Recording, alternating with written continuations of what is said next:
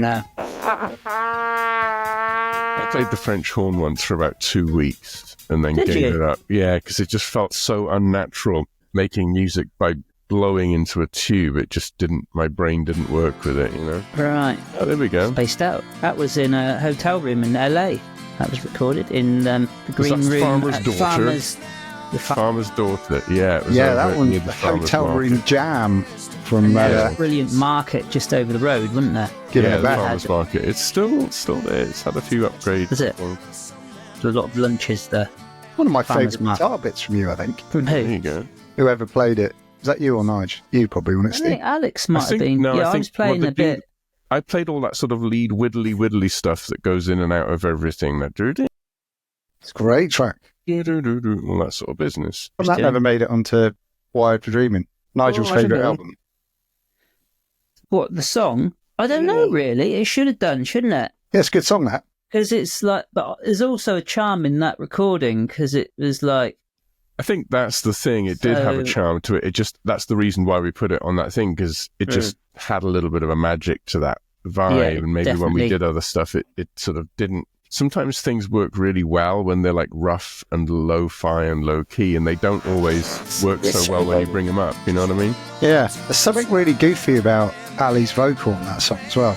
Kind of worked. Yeah, It's like he'd had a yeah. really big night the night before. It's entirely possible. It's also recorded direct into like a 4-track or something, or maybe Was like it? just a 16-track. So it's just straight in. There's nothing, you know, I mean, there's a little bit of processing available inside it, but nothing much. So it's just kind of bosh, bosh, bosh. I think the three of us probably played those guitars just jamming out together, and then Ali sang on top of it, and that's probably about it. So It's awesome. kind of what you hear is what you get, basically, on that one. Sometimes those are the best ones. Sometimes they certainly are. It's you- there's, you know, there's an funny. egg shaker. I can remember Oh yeah, Alex yeah. playing No, an egg that's right. shaker. There probably is some egg shake. Yeah. So maybe was that Paul doing it? It must have been, because he's the only person. No, who I don't think possibly Paul was played there. that in time. I think Alex. Oh, maybe Alex did it. Okay.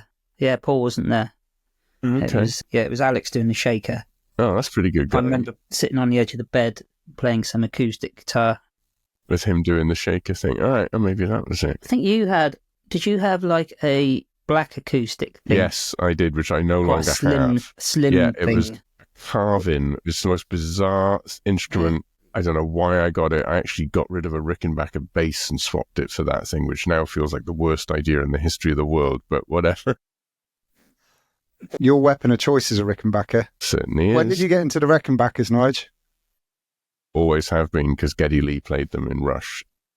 I always have been. And not only that, but Well, you had a the- Ricky bass, didn't you, as well? yeah, no, I mean, that's the first nice bass I got with the band was a Rickenbacker. I guess that would have been in 1996, probably. Red And then one. we got that 12-string as well in Denmark Street, probably at about the same time. I think in 1997, maybe we got the 12-string ready to record the first album, which was cool. But yeah, I mean, I was always into them. Just What is it? from- What is it about them that is apart from Rush? apart from Rush. Sounds, there's a certain sort of guitars and the bass. The guitars are known for their jangle, the basses are known for their sort of clank. So they both have like an aggressive but indie vibe, you know what I mean? So it's not straight up sort of rock or metal or anything like that, but both the basses and the guitars have this sort of aggression to them, but in a sort of slightly psychedelic way. That's, in my mind anyway, that's kind of what they do, right? It's aggressive psychedelia. How about that? What do you play, Steve? Argos. Argos. Yeah, is that? No, Kay's catalogue. Oh, is it?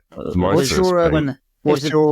Based on Fender Strat, but it was a copy of a Fender Strat from the K's catalogue, where that would be like the equivalent of Pornhub, I suppose. K's catalogue. You know, Yeah, it's fair. lingerie. It's like, what you going to do, you know, apart from buy guitars in it and grow up with it.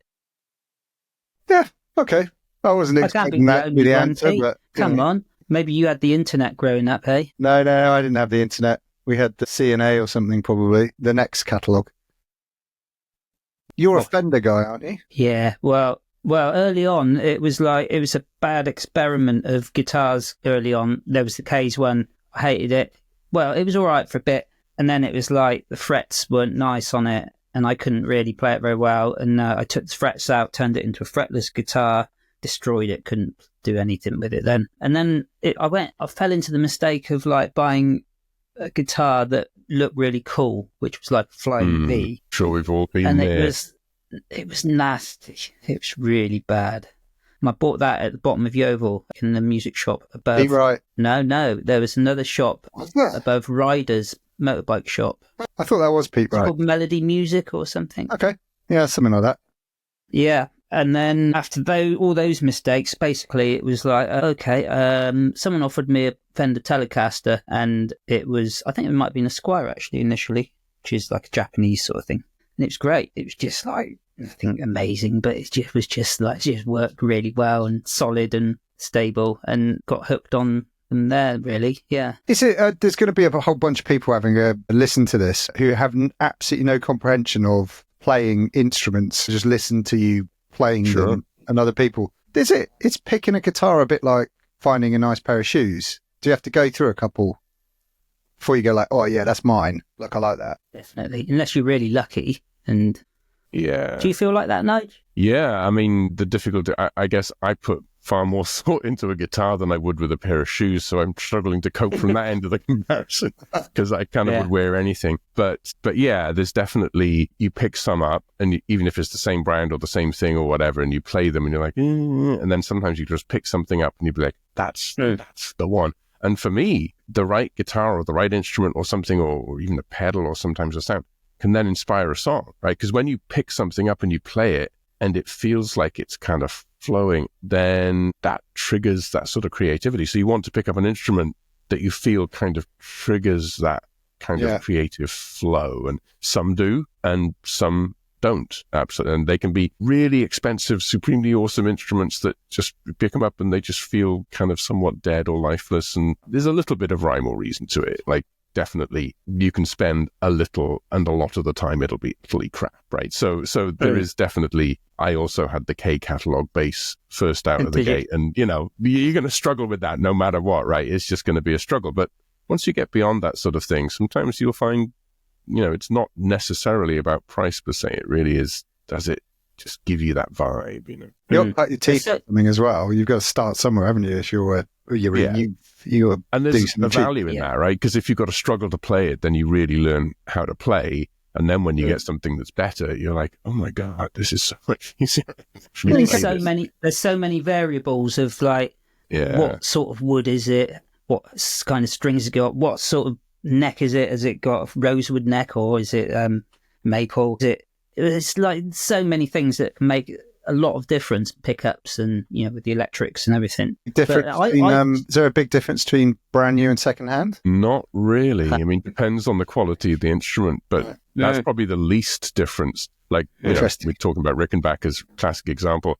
Rickenbackers will keep their value they're almost literally exactly the same as they are brand new second hand. And then once they pass a certain age, the value just goes up. So it's like, there's really not a lot. It's not like brand new is awesome and then they gradually lose anything. If anything, they just gradually get better with age if they're good, to be honest. And obviously wood is going to change over a long period of time.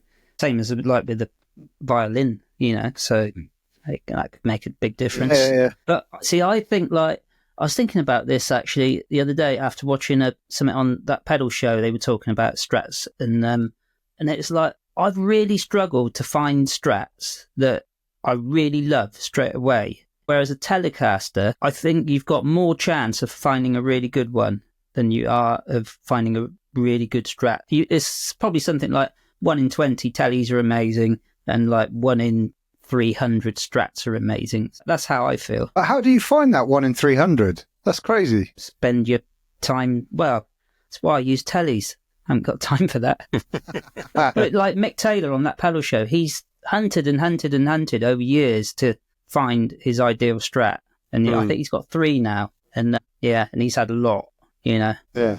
So, yeah. What's the best guitar you've ever played? Nige, go on. My favourite guitar I've ever played is probably the one that actually is in Ali's house right now, which is actually also a Rickenbacker. It's the one I've been using whenever I come over and go on tour. It's a one-off. It's a factory special. It's Midnight Blue, Rickenbacker 480, brand new from 2021, for which I have added a Carla tremolo system. And that is just awesome. I love it. It's very similar to the black It's on one eBay. behind me. Yeah, I found it on eBay. now. Yes. Yeah, Ali stuck it on eBay. Yeah, exactly. But yeah, that's my favorite guitar I've ever played. I just love the sound. Again, does that thing where you pick it up and I play it, and I'm like, ooh, that just does. But that black one on the wall behind me, the one in the middle, that's well, you can't see them. There's actually three. Does a Rickenbacker versus a Fender or Telecaster, do they have different shapes? Yeah, different shapes, and the body shape on an electric guitar actually matters little, right? Like the sound doesn't really come a whole lot from the body shape.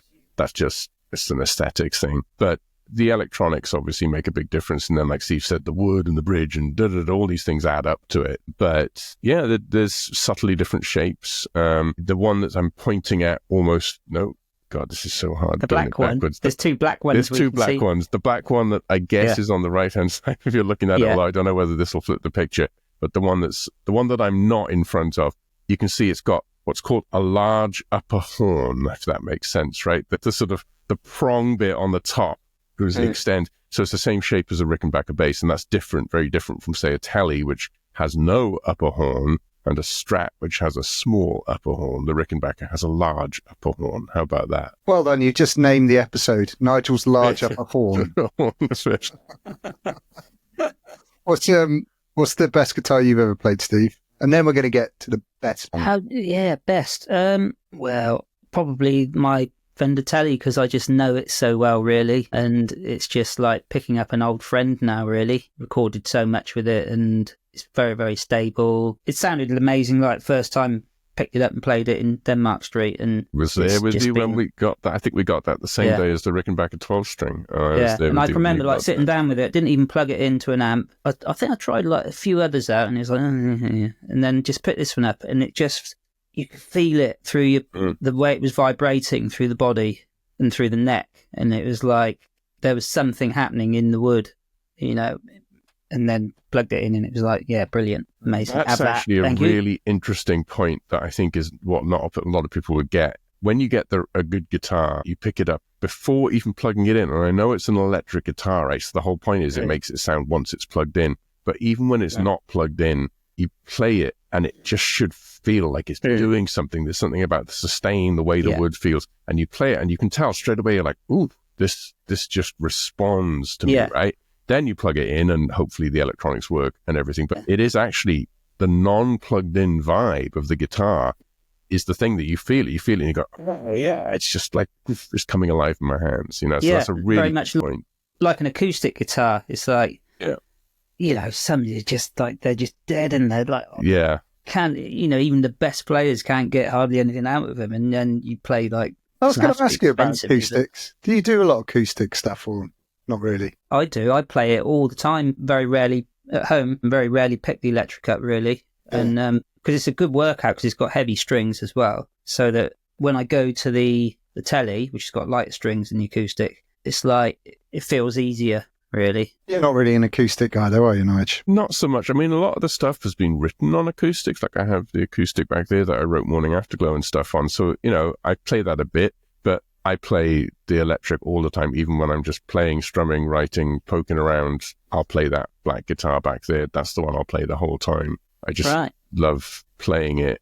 So yeah, I like recording with acoustic sometimes if that's the sound you're going for, but it's for a purpose, not just play. You know what I mean? And do you sometimes look at a guitar and go, like you just did it, you just went, that's the acoustic I did Morning Afterglow on down there. Do you associate those guitars with the songs that they're part of? Absolutely. Yeah, very much so. Sometimes, depending, but yeah, like there are certain guitars that definitely have sometimes a certain riff sounds best on them or something like that, and I'll think of it as like, oh, that's the Aurora guitar, or that's this guitar. So yeah, absolutely. Yeah. Best guitar part you've ever played on an Electrasy song? You have to pick one. Steve. Best guitar part? Yeah. Like the bit of guitar that you can just go like, okay, smash that. I'm going to go with Dement. Oi! Interesting. And it's not really any specific part. It's all the way through it, really. And it's not just guitar, actually. It's to do with the space echo and that's awesome, that stuff that you did with that. Yeah. Which version? The version on Beautiful Insane? Calling All the Dreamers Part 1. Yeah, Calling Dreamers, yeah. That version, yeah. So, yeah, the very early version of that, which is when I had a Roland Space Echo RE301, which had it's sound basically on sound thing or whatever there's a sound it was. on sound button that you can switch, and so because it's tape, so there's a reel of tape inside, you can pre-record it with all these, like I'd worked out all these parts to sit over the song so I could flick the switch at certain parts. I'd be recording that in before I actually played the part on the song. Okay. So I'd be doing all these harmonics and things, and then speed the tape up, flip the switch, and it would come in at a specific point in the song. And I'd worked out all the way through the song that I could basically do all these things with the tape. And so if you listen through, in fact, there are some harmonics that you'll hear me play, like on the nut, like really high pitched stuff, and then speed it up. Nice. And you'll hear it played later on in the song where I've flicked the switch. Like a loop pedal, right? Yeah, it sort of is really. Yeah, like a very early loop Concept pedal. is similar, but it sounds nothing like a But it's very, very random. Yeah. No, but I mean, the concept is amazing. Yeah. Like, it's phenomenal. I mean, I'm not a massive fan. I'm really not a massive fan, but I can't help but admire some people like Ed Sheeran, who are effectively one dude, a couple of pedals and a guitar, and just the noise that they get with loops and stuff like that is insane. Like, and I didn't realize he was that good until I saw him. I think he did the Glastonbury set, and it was just him on his own on the stage with a guitar and a couple of other guitars or whatever. Just him and a pedal. On his own on the stage and no crowd. Yeah, exactly. They were all on the other stage. They were somewhere else. But it just, you can make some crazy noises. You were really experimental with that guitar stuff early on, though. Yeah, as much as you could be, because it was all analog, really. So you couldn't do what you could like when all the digital stuff came out. But it was also actually like the sound, because it was all analog. Yeah, nice. There's something about that really did something as well. Well, there was a couple of tracks around that time of Demented, and I was going to say Downer. Downer is another one that's got some crazy good guitar stuff on it. Like, it's sublime throughout that song. Really, really incredible. And I remember hearing that live, and it would have been Nigel on bass and you playing live, playing guitar, and just being like, fucking hell, like, this is a masterstroke of strings all the way through. It's awesome. Well, and it's that thing of what's the Hammond doing on those songs as well, because they all intermingle, because the Hammond was having like fuzz, like guitar fuzz pedals and wah-wah and stuff, maybe going through an amp, distorted basically. So that's like, it sounds like another guitar. So it's sometimes a bit confusing as to what's what. Yeah, okay. Which is amazing, you know. Well, the other one, sorry, just really quickly, and I'm going to come over to Nigel. The other one that's around that era as well, very early, is there's a kind of really good wacka kind of guitar stuff going on Another Crazy Day. Yeah, that's just the wah, I think. That's the wah, yeah. Yeah, and that's just mad clever. So many different versions of that. I'm trying to remember. There's the version on Mark 1, which is... Yeah, is there violin on that? There is. I don't remember. I think there is, isn't there? It could be. I know we put it on a version, but I thought that was on the... Remember we Maybe did that cassette recording in Ali's living room or Jane's living room? I think it was on that. I don't know very if it early was demo. on... Yeah, very, very early. It's got a brilliant start to it.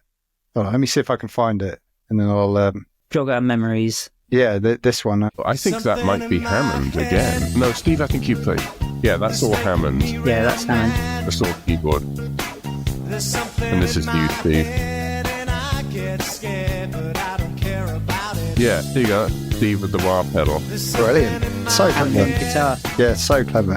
What's the best guitar bit that you played with the band, Nige? I probably... Okay, the bit that you're most proud of. Yeah, I mean, for me, it's obviously a bit different, as that sort of spanned over a few different sort of things. But I think I've only recently really even sort of found my sort of groove as a guitar player. But I think probably Falling from the Stars, I think, is probably my favourite sort of thing. Maybe Aurora, either of those. But I think what I like even more is the stuff that's coming next, which I'm not going to talk about too much right now. But that, I think the next thing that we put out will have a whole set of sounds. I think I just, at the age of 56, I think I finally found my sound. You know what I mean? Like, because for me, it's a little different, right? I played bass through my teenage years.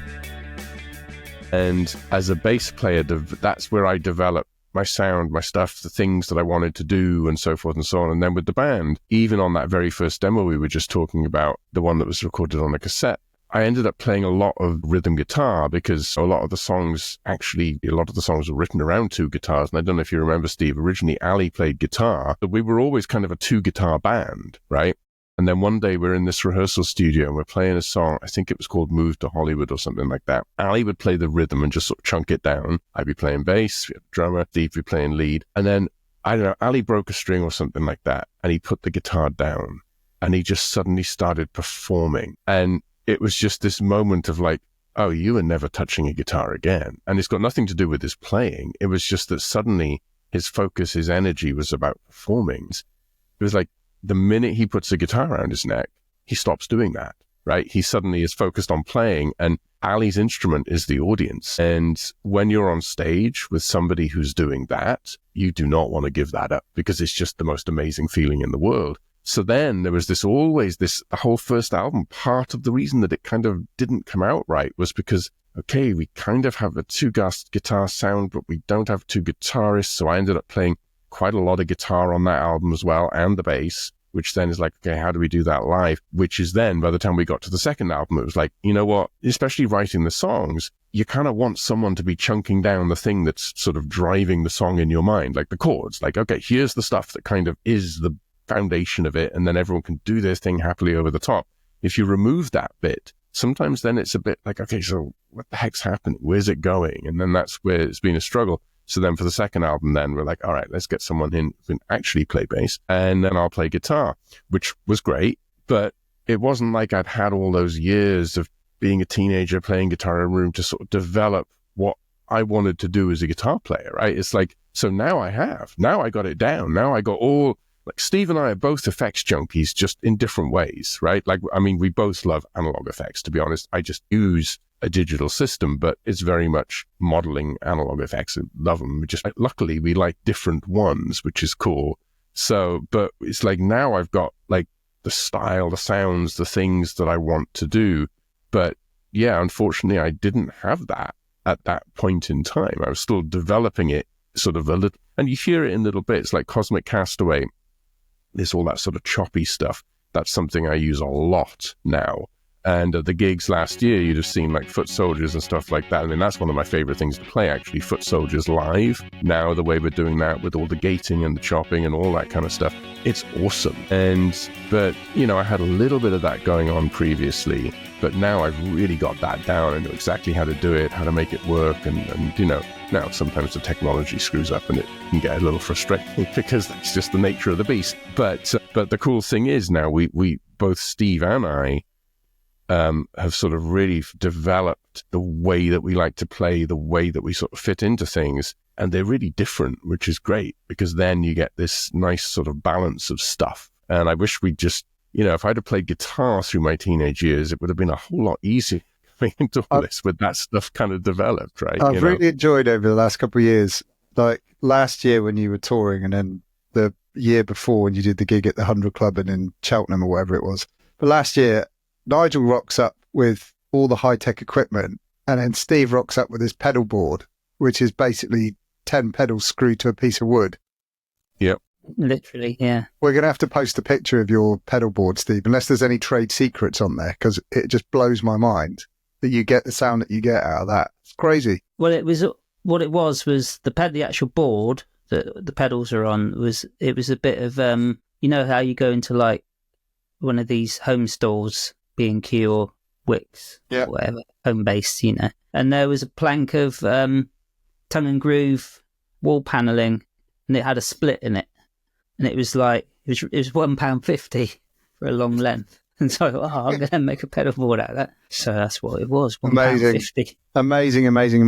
You mentioned it really quickly, Nigel. Just going back, the middle section of Falling from the Stars, the guitar work is incredible.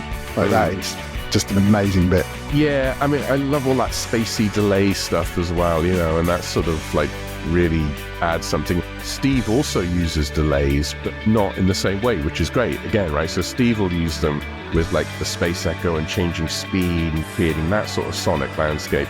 And then I'll do stuff with the delay is very much timed, and it's all about creating that kind of rhythmic sort of thing. So it's beautiful because they're two totally separate things, which is great. Totally and then good. You get this real powerful sort of sound combination. Well, there's this bit at the beginning, right? So there's the... Yeah, sort of riff, if you call it a riff. I don't know if you call it a riff, but it's that bit. Yeah, exactly. And that's super timed. It's actually two different delays. There's a delay going da da da. I can sort of hear it, but just works so well. Just works so brilliantly. And so that then is using delays that are all sort of timed so that, if the beat is like this, the delays are sort of like da da da da, and then there's a da da da da. Well, I mean, all that kind of thing, Morning Afterglow, notable mention, because obviously that's like a great bit of guitar work. But the other one that I've like really enjoyed listening to over the years, I just think brilliant guitar work, is Dr. Zach. It's another guilty pleasure of mine. Some great guitar stuff on that. I think guitar-wise, I know when Steve was saying he thought Demented was his best stuff, I think some of the stuff on that album, as far as guitar work from Steve goes, is the best of the lot. Like, I mean, while I may have my reservations about some of my songwriting on that album, I think some stuff was definitely not finished well. When I think of some of the solos that you've put on there, Steve, like even the one on Million of You and stuff like that, and especially the one on Roll It Up, I think some of those are like the best guitar sound and work that you've done, which has been awesome. Although I also love the stuff that you've done recently as well. Like you'll send me all these things and they're just full of interesting things to find. I love going through Steve's tracks and going, ooh, that's a nice sound they used. So it's like there's so much fun stuff. But I think that album, from a guitar perspective, has got lots of really, really nice playing, sound, performance, and all that kind of thing. Do you have a favourite track on that album, Steve, from a work point of view? What day at the office was your best day? God, I love the sonics on the whole album from a guitar-y point of view. Something about White Noise Feeling, I think. Yeah, I'm not sure quite what it is, but there's that is something probably my about it. favourite song on that album, actually. And that also uses that chopped sound. See, that's so I was beginning to develop some of that, and then you've got your sort of bigger stuff banging around over the top of that, which is cool. But yeah, that song also, I think, actually Ali is playing acoustic on that as well. So they're actually she got three guitars. Yeah, very rare, very, very rare excursion there for Ali on acoustic. Nice. And then I'm doing some stuff on one side, Steve's doing it on the other. That's actually probably my favourite song on that album, I think. And there's so much space in like the verses. I know you've got some triggering type stuff going on in the verse, haven't you? And then I'm really sitting back and just picking out the occasional note around what the vocal's doing. But it all feels there's so much space to hear what Ali's singing in the sound of his voice. And then it kicks into the chorus in a bigger way. But yeah, I think that's what I think we did really well, was actually giving the song justice, that song. Yeah, it's a beautiful song. It's a beautiful song.